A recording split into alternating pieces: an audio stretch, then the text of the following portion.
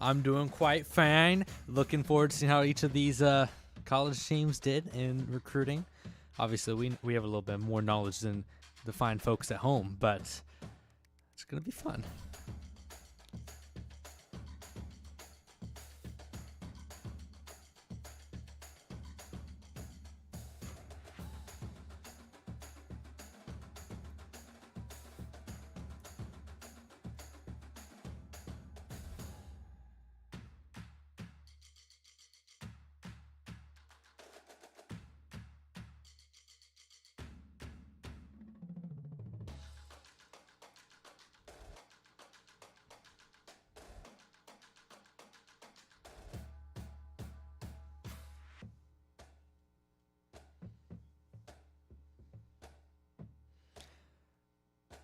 Welcome to everyone in the chat. Good to see you. Tyler Rocky, Mojo McLean, Jack Brown. Good to see you guys tonight. And we're going to be going through this by division. So if you don't know, if you go into their Discord, you can go down to CFA Overview, and you can see each division, each conference. There's two conferences, the Hammer Athletic Conference and the Lesser Conference, the Optimist Athletic Conference. And so we're going to go by division, look at each of these teams, how they panned out, starting with the Hack West. So if we can do this. There we go. Well, that's not the Hack West. That's the one that I'm supposed to be starting with right there. We'll be starting off with the Mojave Tech Institute Prowlers. And you see from there, they finished with the 6th best class, 16 total signings. I mean, I know the name that jumps off to me right off the bat is Trevor Colt, getting him at quarterback.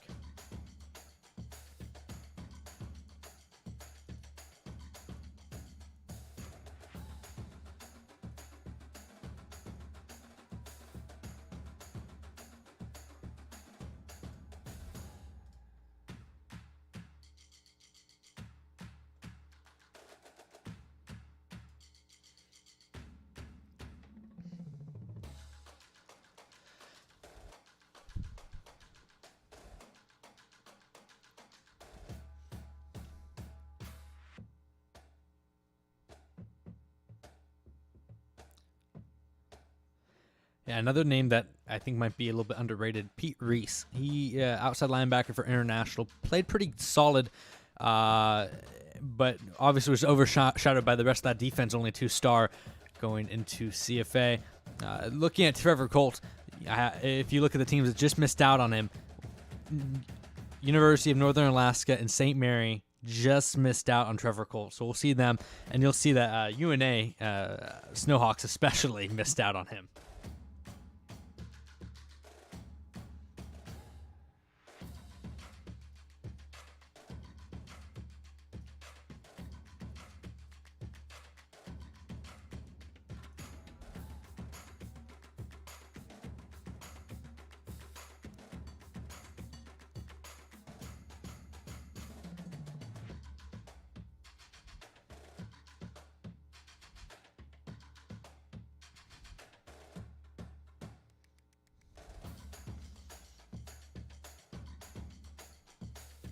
Yeah, I agree with that. Another name, Anton Alfage. He, obviously had some up and down, injured himself, but a very talented guy. And, of course, the legend, Marcus Barker.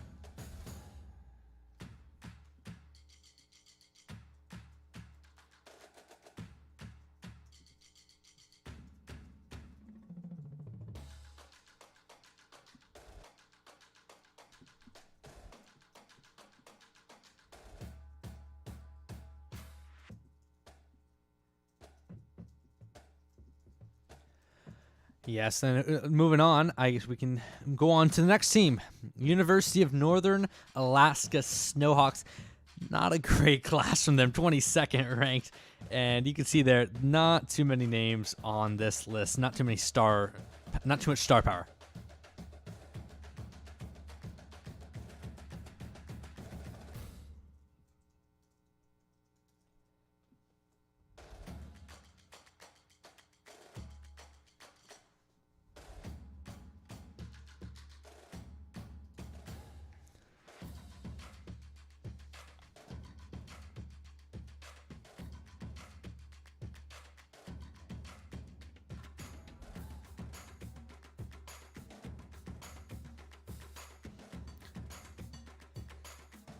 Yeah, I agree with that. Obviously, we don't exactly know what talent these teams have already. I will say that some of these teams do have very talented players on them already. So just because a team had a bad recruiting class doesn't necessarily mean that they're going to have a bad season. This is a team, though, I think that is going to be looking toward the future.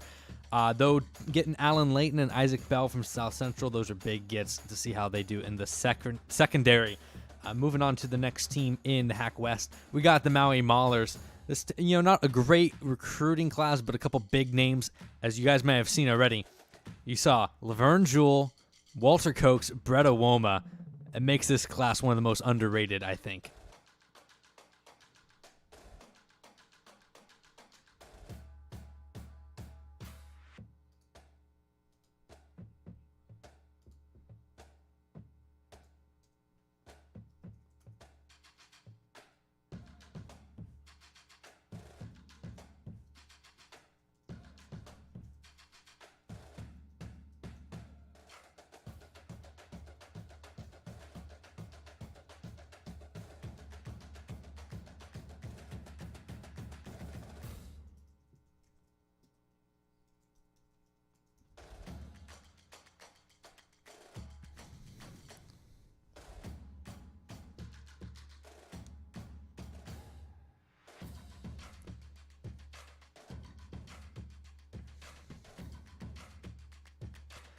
Mojo McClain asking, Harlan only a 3-star? Yes. So obviously you're getting to see the debut of the star system too. The reason we put Ian Harlan at this 3-star, we love the man, but there was the conversation about benching him for more Hall at times.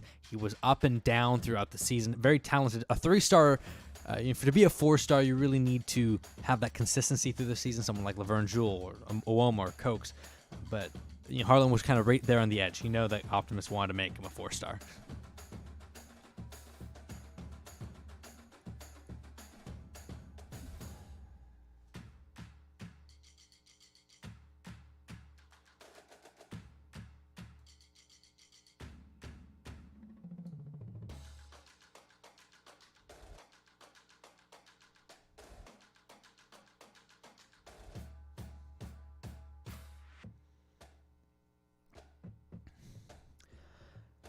Tyler Rocky saying Jewell is a 3-star. I don't know about that one there. He had some pretty impressive games. Also, what's up, Chaos Driven? Good to see ya. Didn't have a great... even in the championship game, he still had a 100-yard game.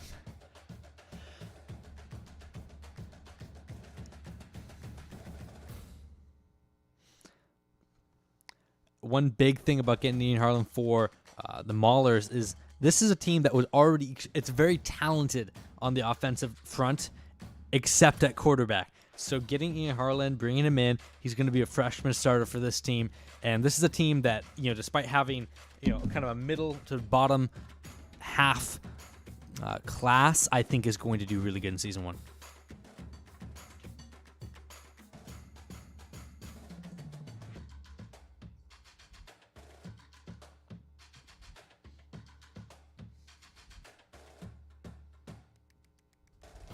Kerry Singleton. Moving on to our last team in the Hack West, we have the Meridian Idaho College Mountain Goats. 12th ranked class, 16 total signings. Look through there on offense, just gauging through it. Obviously, Jermaine Ackerman coming off an injury. Didn't see much of him. Quentin Morabito saw a little bit of him in the playoffs and during the season. Offensively, not though a great class. Defensively, Marcus Newell, Max Warren, Wilford Harrison, those are the names, but really a class that's driven more by amount of players than really quality of players.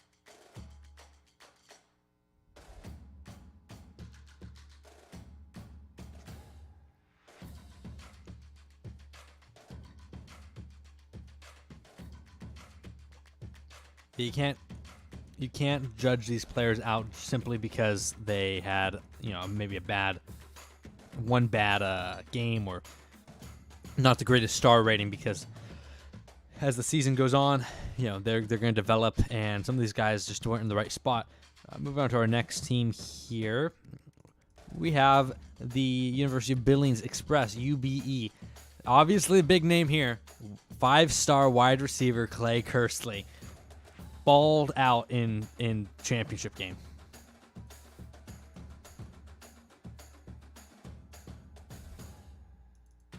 Set on star ratings going into the playoffs, and then just the championship performance from him. He was the go-to guy from start to finish, and Fletcher Gross was finding him left and right, and it didn't seem like anybody can cover him on the Lions. When the Lions have two really good cornerbacks, they just could not keep up with him. So he is deserving of that 5-star rating. You'd think that losing Tyron Trent would make teams be able to focus more on Kersley, but didn't seem the case there. A couple other names. Miles Atwood, didn't see much of him from Northwest, but he did play good in limited time. Benji Bailey, obviously up and down season. On the defensive side, Roosevelt Holland, Emmanuel Webb, Rashard McNeil, those are the names that I'd look to there. But this class is really carried by Clay Kersley. Yeah, Clay Kersley for sure. Top guy here. Miles Atwood, I think he's going to be pretty decent for Billings, especially, having the number one wide receiver in the class to throw to. I think that's going to help him out a lot. He had one start this season, Atwood did, and they ended up winning that ball game. So, it's going to be interesting to see what that offense can do. They got 4 wide receivers. All of them, had a little bit of playing time here and there. Eric Owens, of course, for the Raiders, stepped in after Jermaine Ackerman got hurt week 1. So he got some decent playing time. Not good enough to get that 3-star rating, but he's definitely serviceable for that offense. And, you mentioned the defense. Emmanuel Webb, he was the nickel corner for the Raiders. He played really well. So he was pretty close to getting that 3-star as well. Moving on, as I almost forgot to tell you what division we're in.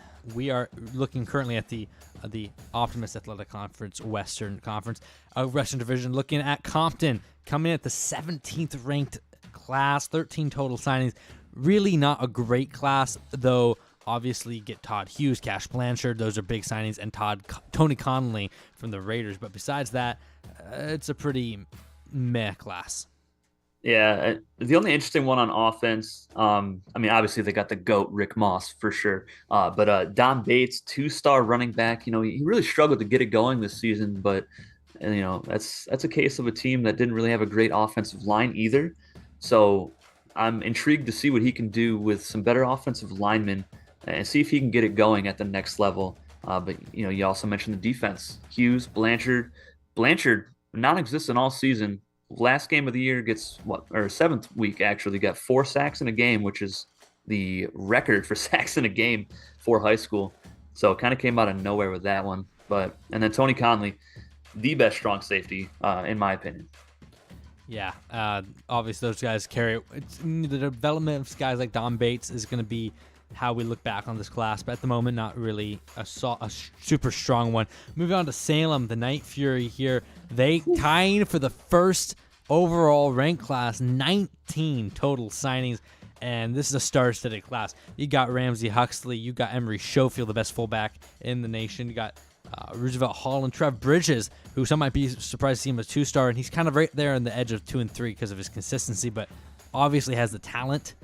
Offensive line, you get 3-star, 2 to 3-star defensive linemen, and their entire linebacking core, they get 2 4s and a 3, and then of course the big name, Lewin Witherspoon. He had 3 interception day earlier in the season, 1 player of the week over Laverne Jewell. This is just a great class. Yeah, absolutely stacked class. There's so many signings we couldn't even fit them on the graphic, so we're missing a few 1-star signings here and there.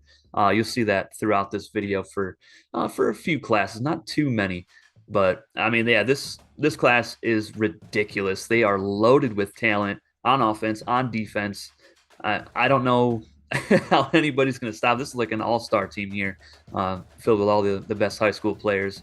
You look at the linebackers: Hayes, Pearson, fantastic on the outside. Jeffrey Cobb was really good for the Cobras.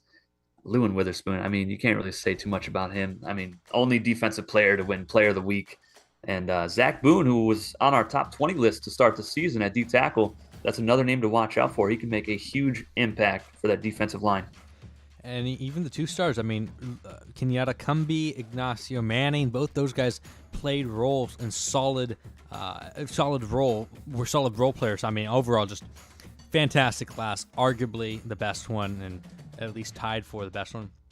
Move on to the College of Santa Fe, the Crusaders, moving back down to more of a mid-range, 17th ranked class, 11 prospects. There wasn't much for them. Two bright spots really for them, Dan Simons and Aaron Burnell. But besides that, you have a couple potential dudes, but not too much star power. Yeah, I mean, they really didn't think about the offense at all. They just said, you know what, guys, we're going full defense.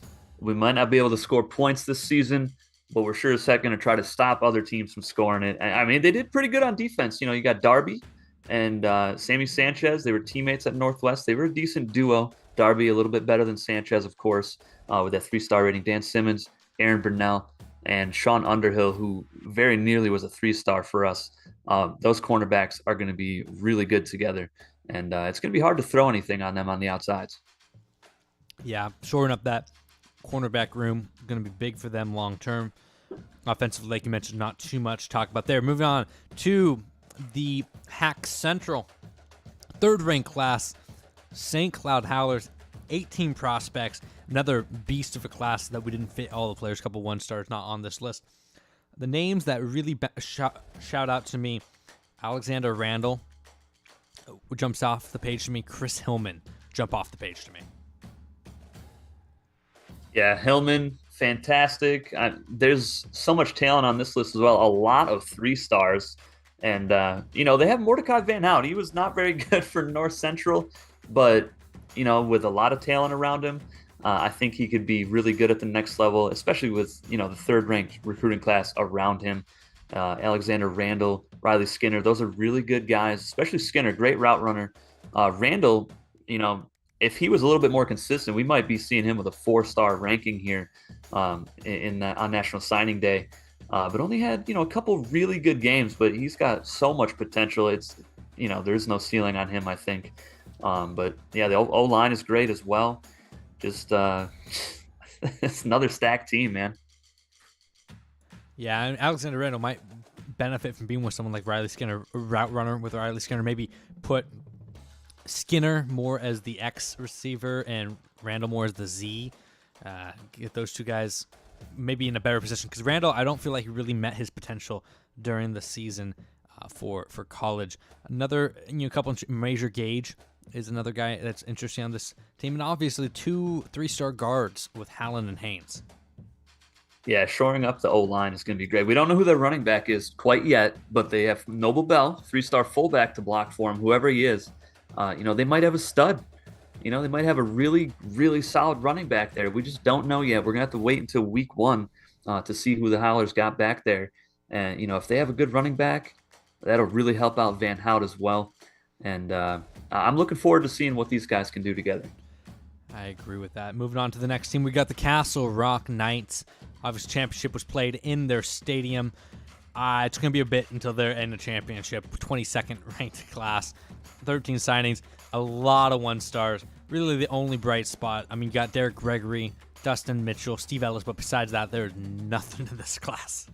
Yeah, they got 3 really good players. I mean, Steve Ellis, very nearly a 4-star guy. Dustin Mitchell, I mean, some could argue he could be 4-star. We just didn't see enough, great gameplay from him. He was just good. And Derek Gregory, of course, he was very talented. But yeah, just a lot of role players sprinkled through here. Even the O-linemen, they got Marty Light, Zorro Penn, a couple 1-stars. We didn't really see them at all. They were mostly 3rd-string guys sitting on the bench, just coming in when the starters got tired. But underwhelming class for the Knights. So it's going to be interesting to see what they can do with the lack of talent here, lack of depth. Yeah, the worst class from a team that got 10 signings. Not what you want to be. As we move on to our 11th team, we go to the HBCU UGO Hornets. Green, Ohio, not a good signing day for them. Only the 24th ranked class, only 8 prospects. But this one has some, I think, more hope than the Knights do. Because you got Kawazi Mastro, who showed a little bit in limited time. Nigel Sams, one of the best receivers in the class. Vernon Steele, one of the better safeties in the class. Those 3 guys saved this class to me. Yeah, I mean, Mastro, he started 1 game for the Eagles. And what happened? He went out, he threw 2 touchdowns, no interceptions. They won the ball game. So 1-0 as a starter going into, a small recruiting class. But like you mentioned, this definitely has more potential than the Knights, I think. They got Nigel Sams, 4-star wide receiver. We saw what he could do this season. I believe he had, 2 games over 200 yards receiving with Ian Harlan tossing him the pigskin. So, I mean, he's one of the best receivers. It's going to be so fun to watch those 2 develop together. And Vernon Steele, really good safety. And Tevin Ash was hit or miss at kicker this season, but he's got a pretty decent leg. So hopefully he can help them out in the kicking game. Yeah, we'll see how this class is looked back on, obviously. I think it comes down to Sams, Mastro, and Steele for what we think of this class in the future. Moving on to our final team of the Central, we got Little Rock Rush. Tied for the 6th class, another great recruiting class, 18 total signings, so 2 1-stars aren't on this list. Headlined Tyron Trent, Gerard Wilson, Shea Earl, Dylan Sharp, Doyle Rose, Lonnie Scott. There's a lot of good players in this class. A lot of 1-stars, too. They don't really have any 2-stars, but they have a lot of top end, and then they have a lot of kind of filler guys. Yeah, the interesting thing with the Rush was they started off, way at the bottom of recruiting. They were just getting 1-star after 1-star, and they kept missing out on some of these 3- and 4-star guys. But right towards the second half of recruiting, when that started, they started picking up some 2-stars, got some 3-stars, got the ball rolling a little bit, ended up with Tyron Trent, Gerard Wilson, a couple 4-stars. So a really strong finish for this class, and a lot of talent all around, not just in one spot too. Couple guys I'm interested to see is Lonnie Scott, Chad Davis. Those 2 guys a little bit more under the radar. Scott had some big hits in the season. Chad Davis was just an interesting guy to see how he develops into the next level. Obviously, Trent coming off an injury, not a serious one, so he shouldn't be hampered too much. But to see, we'll get to see how he works with an upperclassman quarterback who's already on the team. So we'll see how they do together, and I think that's how the quarterback and receiver work together is going to determine how far the Rush can go. Yeah, absolutely. We don't know who their running back is. We don't know the quarterback, so I'm not sure about the talent level there. But with Tyron Trent to throw to, you can't be too bad. You also got Shea Earl as your safety blanket. He had a couple good games this season that kind of fell off until the playoffs, and then he kind of resurfaced a little bit there in that round 1 loss. But he's got big time potential at tight end. So I can't wait to see what he can do at the next level and how he progresses as a player. Yeah, it's always this is going to be really fun to see how these guys go off on the next level. Moving on to our next team and going over to the Optimist Athletic Conference, we have the College of Omaha Law, who had a fantastic class, 4th overall, and there's the name that most of you were probably waiting for, the champion, MVP, quarterback Fletcher Gross goes to Omaha. He's going to get his law degree. That's really all you need to know about this class. Fletcher Gross. Moving on now. They got Cotton on defense. They got some 3-star offensive linemen to help out Gross as well. Ronell Backus teaming back up with his quarterback at tackle. So we're going to see that duo continue on at the next level. And any other Southwest guys? Yeah. Lindsey Raiola, the center as well. Quarterback connection. He's bringing 2 offensive linemen with him, a linebacker teammate. So a little bit of continuity there. They got Dwayne Lyle at free safety as well from South Central. He was pretty decent this season. Got a lot of picks for them. Yeah, and Fletcher Gross just obviously kind of overshadowing everyone else on this. Though, some names. One name that's interesting is Dane Stansbury. Didn't see much of him, but when we did see him, he was interesting. So, obviously Fletcher Gross hasn't been used to a good run game, so we'll see if he has that at the next level. But at the very least, he's going to be protected pretty well. Hopefully they have some receivers for him to throw to. Moving on to... Yeah, no receivers, but Yeah, no receivers for this class, but I don't think it matters who Gross is throwing to. We saw him in the title game with, just just Clay Kersley, and he found a couple other guys that weren't really making a huge impact, like the tight end. Eric Bradley had the first touchdown ever in the championship game, which really surprised both of us. So whoever is in that receiving core, they're gonna just get gift after gift from our second 5-star prospect, Fletcher Gross.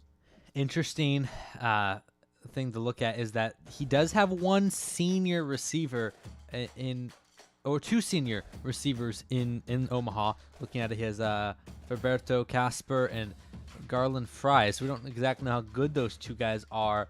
Both a little bit undersized, 5'7" and 5'8", two of the smaller guys in the upcoming EFL draft class. But we'll see how he works with them. He's used to having bigger body receivers, so that could be an issue. Moving on to our next team, we got the St. Mary Invaders, finishing with the 14th ranked class. Not a terrible day for them.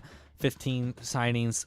Vincent goes there, as well as Perry Sidney, Drake Corbin, and Eric Strickland. Those are the names, and a ton of 1-stars.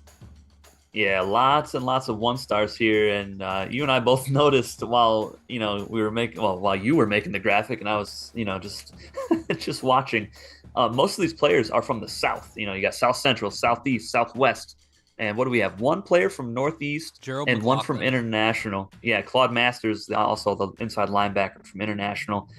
So they just went straight south basically, and they got some pretty good talent. Aiden Vincent, championship game runner-up quarterback, threw that one touchdown in garbage time. So I don't know what they probably think of him right now. But Johnny Durango, he played pretty good for the Raiders when he saw the field as well. So just some interesting names here. Drake Corbin, won the championship at DN for the Titans, number 85. He was really good this season, almost a 4-star. So they did get some talent other than all those 1-stars we see on the right side of the screen. Yeah, we'll see how this class works out. I know this team had a lot of holes to fill. I don't expect them to be super competitive in this upcoming season. It comes down to Aiden Vincent. I think Vincent is probably my biggest, my top candidate for having a rough freshman season, assuming he starts, because you don't have Laverne Jewell in the backfield. You don't have Brody Fisher. You don't have Riley Skinner. It's just, it's a tough transition. This team isn't, oozing with talent like the Lions were. No, definitely not. I mean, you get a lot of role players here, especially on the defensive line. I mean, look at that. 3 defensive ends, 4 D tackles. So some of these guys are going to get the red shirt season 1. So we won't even see them play just yet, but that'll give them a year of development at least, as they'll be on the practice squad. But the last interesting guy, Eric Strickland, got him a 3-star rating. He was on that championship team for the Titans. He had a really, really solid season, really consistent, solid tackler, and just always seems to find the football. Moving on to the University of Springfield, Illinois, we have the Prairie Dogs, who had the 16th ranked class. Jasper Ives from the Raiders. And on defense, you had Paul Fleming, Cedric Richard, big name. Irv Street had a fantastic championship game. Outside of really Irv Street, there's not much on this class that gets me excited. But I am interested to see how Jasper Ives plays at the next level. Yeah, Irv Street got the game ball from us for the defense for the Titans in that championship game. He had a million tackles, saved a bunch of touchdowns, got a lot of stops on 3rd and short to force punts. He is so talented. Can't wait to see what he does for the Prairie Dogs. I'm not excited about this offense one bit. Jasper Ives was very underwhelming for us this season for Southeast, so I'm just not sure what he can do at this level of play. But we'll give him a shot, see what he can do, and see if with a little bit of college talent around him, if he performs any better. Only time will tell for this team, as they have a decently tough division. I think Omaha is going to take that division. But the team that has the best chance to challenge them is up next, the Fort Thomas Stallions with the 5th ranked class, 16 signings. The legend Mort Hall also picked up Lewis Simmons, though. A good offensive line. They picked up 5 offensive linemen, including 3 3-stars. Alonzo Armstrong on the defense, Dennis Kennard. Really a fantastic class from the Stallions. Yeah, this is a loaded class starting at the quarterback spot. Mort Hall, he got that one start and he performed very well. He did throw two picks in that game, but he had 3 touchdowns. He had a lot of plays, that were wild plays. They were insane, rolling across the field, throwing back on the other side of the field across his body, and still having enough arm strength to complete those passes to his teammates. So this offense looks to be really exciting with him throwing it to Lewis Simmons. Ronnie Wheatley, another interesting player at tight end. He played for South Central. He was their starting tight end there. He could develop into something special too. But the O-line, really good, like you mentioned. A couple great linebackers, Alonzo Armstrong, Dennis Kennard, sticking together, coming from Northeast. That's going to be a good tandem as well. And the special teams demon, Corey Mathis at cornerback. Watch out for him on punt coverage. Yeah, those guys are going to be interesting to watch for this team who has a lot of talent, offensively especially, and that's not even counting who they already have on the team. Moving to the East in the HAC, we have the Laredo Tech Tornadoes, one of my favorite names in college football. 13th ranked class, nothing really extremely exciting on this team, but a lot of potential. Got guys like Dan Jackson. Got guys like Norman Meyer, Nicholas Wallace, David Russell, Rocky Payne, even, who had not that many things, but we saw flashes. And guys like Mark Ford and Larry Gross, a really solid, middle of the pack class for LTI. Yeah, I mean, no 4 stars on this list at all, which, they definitely deserve to be in the middle of the pack with this group. A lot of 3 stars, though. The linebacker, Norman Meyer, a couple guys in the secondary. Nicholas Wallace was really good at corner. He was the number 1 for the Cobras. He was pretty good. And, these guys have potential. A lot of them have potential. Some of them, the 1 stars, we didn't really see a whole lot of or at all this season. But keep an eye on these 2 and 3 star fellas from Laredo Tech. Should be interesting. Yeah, they're going to be interesting. They have an interesting division too, winnable for them. It depends on really what they have on the rest of the team. Move on, we have the 17th ranked class with the Brooklyn Bishops. Not a great one for them as they plan for the future a little bit more than this season. Ivan Brutley, though, I think the name there, 2 3-star special teamers. And the guy that actually makes me the most excited from this class, though, is Lowell Gates, the tight end, 2-star, back up to Willie Morris. We saw flashes, especially before the season, and he's a guy that, if given the right spot, I think could really develop into something special. Yeah, we don't know who his quarterback is yet, or if this team has any kind of rushing game to speak of. But, they went heavy on the O-line, couple 2 stars, couple 1 stars, so maybe that'll help out the running game a little bit and free up some space for Lowell Gates to get open. But, he's a physical specimen. If he gets the ball in open field, he can juke you out, he can run you over. It's going to be really cool to see what he can do. We didn't see him a lot because he was behind Willie Morris all season, which he was the top tight end in all of high school. So they also got Anthony Rogers, who was really good at middle linebacker for South Central this season to shore up the middle of that field. And you mentioned Ivan Brutley, fantastic corner, really overshadowed by Brett Awoma, who Mojo McClain said is going to be nasty at the next level, which I think you and I can both agree on that one. Yeah, Awoma's really good. One thing about Awoma, he's raw, but he just has the physical talent to succeed. Moving on to our third team in the East, we have another HBCU, the Biloxi Bombers, with the 9th ranked class, the best HBCU class this season. They have some interesting names: Sherwood Sampson, Zayden Van getting recruited as a fullback. Interestingly, Gerard Presley is another good name on this list, as well as Demetrius Philpott, Ben Marsden, and the 4-star Al Gibson. Yeah, Al Gibson, fantastic safety, one of my favorite players to watch. Really solid for that Northeast defense that was, pretty decent this season. He was really fun to watch. Philpott, you mentioned, really good. Ben Marsden and Lorenzo Gomez.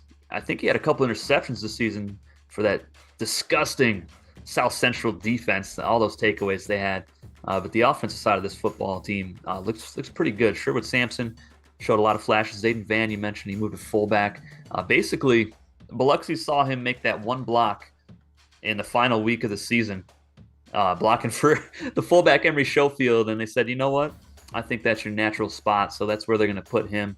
And Gerard Presley obviously he did really well for North Central. Just the team just couldn't get it going this season. I think it's a great get for them to get Zay Advantage as a fullback. I mean, he sucked as a running back.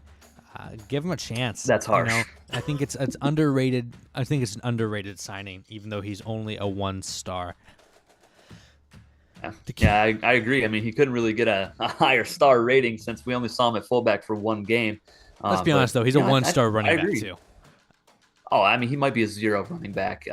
If we're being completely honest, he couldn't get past the line of scrimmage, but I mean, either could Marcus Madre on that team. So it was pretty rough to watch that run game.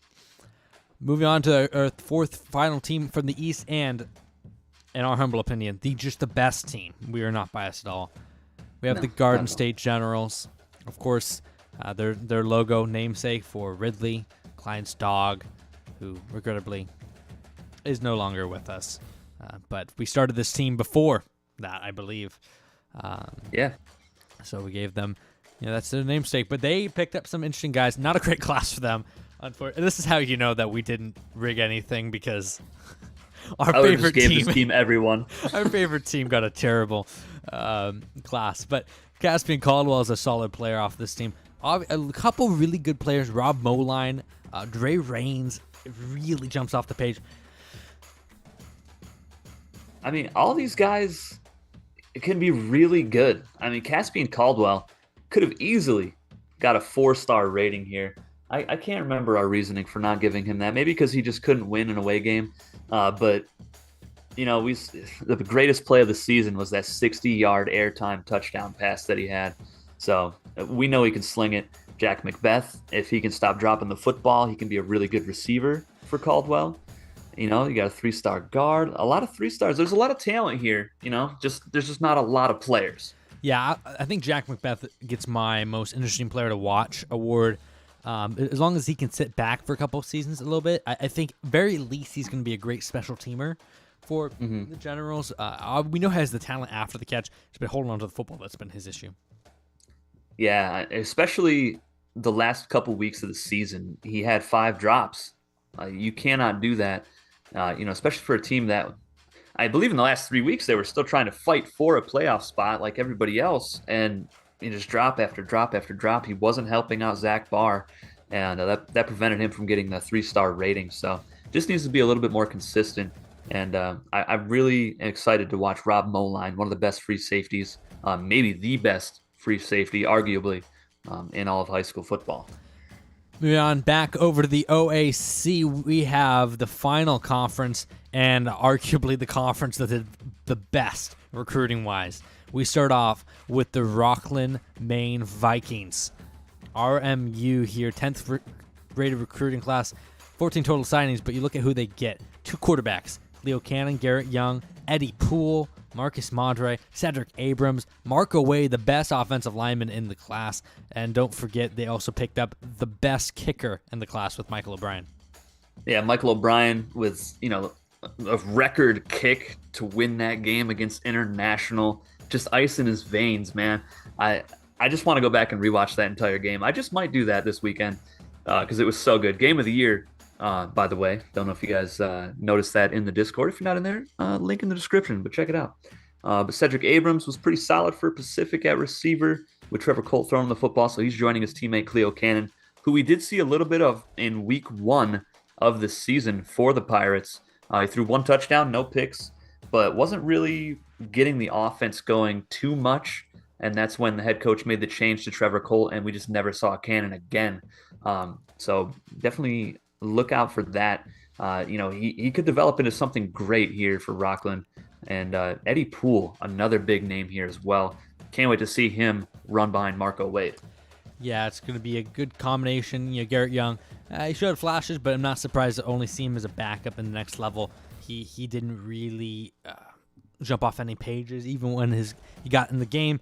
Moving on to the next team in this division, we have the tied for the number 1 class, and arguably the best class. 20 total signings for the Jamestown Revolution. Zach Barr, Matthew Gandalf, Brody Fisher, Joey Holt, Corey Brown, Lance Swift, Kenton Russell, Steve Walker, Watson Gray. Need I say more? This offense is just stacked. I mean, all these guys can be starters everywhere. It's absolutely insane that they got all those receivers: Gandalf, Fisher, Holt, Bramlett. You know, three of those guys could be ones on any team. I feel like they were so good this season. Joey Holt came in after Storm Baines got hurt week 1, and he led the Eagles in touchdown catches. Brody Fisher was fantastic, great route runner for the Lions, and he was really, really helpful to Vincent this season for South Central. Gandalf, of course, had a couple games around 200 yards receiving. Absolute beast, joining his quarterback teammate in Zach Barr.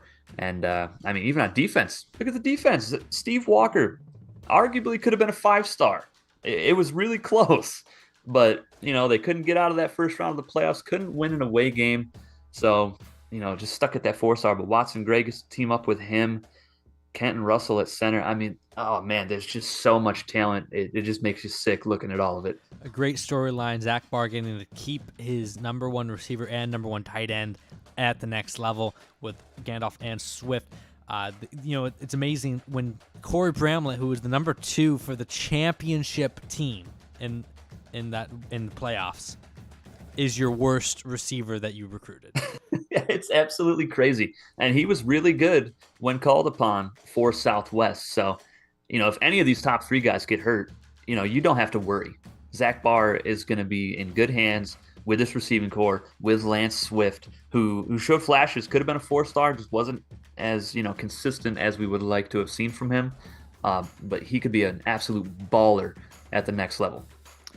Moving on, we have 2 more schools to look through, and then we'll have a review of all the teams. We have the Gold Coast University Rays, GCU as I like to call them.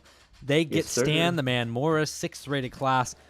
Cameron Davis, Willie Morse, that's a huge get for them on defense. Terrell Breckenridge, along with some other 3-stars. Those are the guys who highlight this class.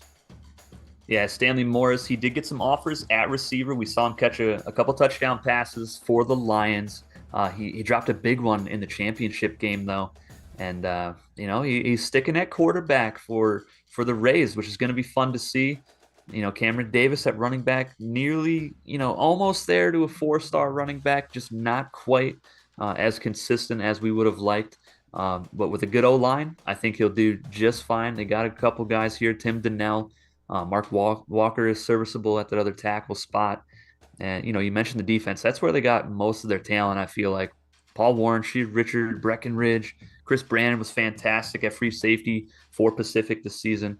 And, you know, a 3-star kicker to finish off the class. Not too shabby. I think, you know, I know that Stanley Morris, he had some offers at receiver. I know some teams wanted to bring him in as receiver and not a quarterback. But he ended up deciding he wanted to play quarterback, even if it meant passing up on maybe some better offers. But great class by Gold Coast. Really bringing in, you know, their team of the future. Hopefully, they hope. Moving on, we got our final team, the team that Jack Brown was asking about. We got the Pontiac State University Panthers with not a great class. Only 20th ranked, 9 signings. But those 9 packed a punch. Gray Morrison. Oh, absolutely, Ralph man. Roach, twice on there. He's not twice on the team, Hammer. Don't worry. Julius Helming and Stanford Bond. That's Bond. Stanford Bond to you. They did get 9 guys. Who is the 9th guy? If you could look that up while you talk for us. about it, I'll look for it as our only graphic mistake of the night. Which, hey, I'll take it. Of course, would be the last graphic of the night. Sean Smith, 2-star tight end. You know, he could be serviceable. The quarterback, I hear, is pretty talented. They're talking about his arm talent so far in spring training here. But tight end Brendan. I already have that guy on there. You have him on there. Whoops. Mark Lewis, outside linebacker, only got that 2-star. But if you guys watch the playoff games, Hammer and I, we called Mark Lewis's name early and often in both of their games. He was all over the field, always found a way to the football. We almost gave him a 3-star. It was really close. You know, he just didn't do all of that during the season. But the corners, Gray Morrison, Ralph Roach, 2 4-stars. That's really going to help out this secondary, as well as Julius Helming and the GOAT Stanford Bond at kicker. So I see what I messed up. They also brought in a punter, the second best punter in the country, Terry Saunders from the Jays. Oh man, you forgot about Terry. Come on. I put him on there, but then we had to move him around because we thought we had the wrong amount of signings. Remember? And I was copy pasting, and that's when I I accidentally copy pasted over Terry Saunders. So sorry, Terry, to you and your family at home. That's tough. Please Man. don't Terry send too many death Saunders. threats. Yeah, no death threats, please. Terry Saunders from the Northeast Jays, by the way, if you guys did not know, he was pretty good this season for the Jays. That does it for all the classes, the overview of all the classes. Let's take a look at all of them here. As you can see, the number 1 class, Salem Night Fear, Jamestown Revolution, tied with them. St. Cloud, Omaha, and Fort Thomas round out the top 5. Bottom 5, Greene, Castle Rock, Northern Alaska, Garden State, and Pontiac. Yeah, a couple of HBCUs in there. It's a little rough. Compton right there as well with Pontiac right after that. But on this list, we're looking at 3 stars and up for these teams. And, I mean, Jamestown, 12. Nobody else in double digits. That team is so stacked. You can argue they got the top class, but Salem Night Fury, I think they got a little bit more depth with theirs. So, I mean, they're just right neck and neck. They're so good, and those might be the top 2 teams going into the next season. Yeah, those 2 teams are going to be interesting. And once again, it comes down to what talent do you already have on your team. That's the thing most unknown about Season 1 for the CFA. We don't really know what these base teams look like. But Jamestown Salem definitely set up for a good success this season and next and beyond. It's going to be interesting to see how this pans out. Who was, for you, do you think has the most, outside the top guys, what's a class that you are most excited to see? Well, I have a soft spot in my heart for Pontiac State. I think that's the best brand in the entire CFA. I put my heart and soul in that brand. I love it. The great color scheme, great uniforms, the stadium's amazing. The logo that you made, top notch. It's just so good. And they got a pretty good class. I mean, I know they're way at the bottom here, all the way at 20. But the guys that they did get were all pretty solid. Yeah, take a look at that class. Terry Saunders is on there, punter. I would agree with that one. The one that really stands out to me, though, the one I'm most excited to see is, see if I can get to it here. It's right here, Maui. This is a team that going into this, we felt that they were a quarterback away from having a complete offense. They got their quarterback, and they got a running back. See Ian Harlan work with some talent and a good offensive line. I'm excited to see how far this team can go. Yeah, I really can't wait to see Ian Harlan with a lot of talent around him. We saw him at Northeast, and he did fantastic in the last 5 games under the new head coach, Dan Short. But, those first few games really hurt his stock, I think, and prevented him from getting that 4-star rating. But at the next level, he's going to have, 3 or 4 different guys at receiver that can just be so talented and help him out. And to have a running back for his first season in college, the best running back to boot, that's going to help him out tremendously. That offense is going to be really disgusting, and I'm looking forward to seeing what he can do with it. Yeah, it's going to be very exciting to see how these teams do. And, at this point, they're all just names on a sheet, but very soon, just around the corner, we're going to be starting CFA Season 1, so stay tuned for that. We got new graphics for you. We got new thumbnails. Obviously, you can hear a little bit of the music. We got some new fight songs for you guys. Oh, fight songs for every team, baby. Let's go. But that's pretty much going to do it for us tonight. That's what we had for you, and we hope that you enjoyed just as much as we did. As I move the graphics over, there we are. This has been the first CFA National Signing Day here in the HCU. I'm Hammer. He's Cline. Have a good one. Take it easy, guys.